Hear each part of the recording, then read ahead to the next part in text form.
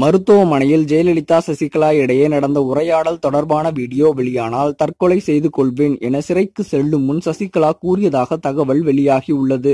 ஜெயலலிதா மரணத்தில் மர்மம் இருப்பதாகவும் அது தொடர்பாக நீதி விசாரணை நடத்த வேண்டும் என்றும் முன்னாள் முதல்வர் ஓ பன்னீர்செல்வம் அணியினர் கூறி வருகின்றனர். பிளவுபட்ட அதிமுக அணிகள் இணைப்புக்கான நிபந்தனைகளாகவும் இதை வலியுறுத்தி உள்ளனர். இந்நிலையில் சசிகலாவின் தம்பி திவாகரனின் மகன் ஜெயநாத் தன் பேஸ்புக் பக்கத்தில் ஜெயலலிதாவும் சசிகலாவும் பேசும் வீடியோ பதிவு இருப்பதாகவும் அது சசிகலா மீதுள்ள களங்கத்தை துடைக்கும் என்றும் கூறியுள்ளார். இது தொடர்பாக சசிகலா ஆதரவு எம்பி எம்எல்ஏக்கள் கூறியதாவது: ஜெயலலிதாவுக்காக தன் வாழ்க்கையை அர்ப்பணித்தவர் சசிகலா. அவர் மீது இப்படி அபாண்டமாக பழி விழுந்துள்ளது வருத்தம் தருகிறது. ஜெயலலிதா சிகிச்சை பெற்ற போது அவரை சசிகலா எவ்வளவு கவனமாக பார்த்து கொண்டார் என்பதும் அவர்கள் இருவரிடம் இருந்த பாசமிக்க உறவும் அப்போது பதிவு செய்யப்பட்ட வீடியோவை பார்த்தால் உங்களுக்கு புரியும். அந்த வீடியோ ஏதேனும் ஒரு நாள் வெளியாகும். ஆனால் அதை வெளியிடக்கூடாது என சசிகலா கூறியுள்ளார். அந்த வீடியோ பதிவில் ஜெயலலிதா சிகிச்சை பெற்ற நிலையில் எடுக்கப்பட்ட காட்சிகள் உள்ளன.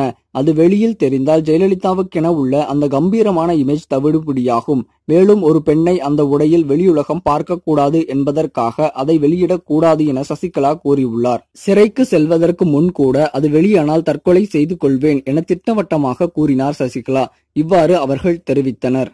இது தொடர்பாக சசிகலாவின் அண்ணன் மகன் ஜெயநாத் தன் பேஸ்புக் பக்கத்தில் கூறியுள்ளதாவது: கொலைப்பள்ளி சுமத்தியும் ஜெயலலிதா சிகிச்சை படத்தை வெளியிடவில்லை. பச்சை கவுன் உடையில் ஜெயலலிதாவை எதிரிகள் பார்த்துவிடக் கூடாது என்பதே காரணம். சிங்கத்தை நாங்கள் சிங்கமாகவே பூவுலகை ஆள்வதற்கு ராஜமந்திரியுடன் அனுப்பி வைத்தோம். ஆனால் ஓபிஎஸ் ஓட்டுக்காக அவரை பிணப்பெட்டியில் வைத்து ஓட்டு கேட்கிறார். உண்மை வலிமையானது. ஒருநாள் ஜெயலலிதாவும் சசிகலாவும் ஆஸ்பத்திரியில் நடத்திய உரையாடல் வீடியோ வெளிவந்தால் PH பாண்டியன், மனோஜ் பாண்டியன், ஓ பன்னீர்செல்வம் இவர்களை என்ன செய்யலாம்? அந்த நாள் மிக விரைவில். இவ்வாறு அந்த பதிவில் குறிப்பிடப்பட்டிருந்தது.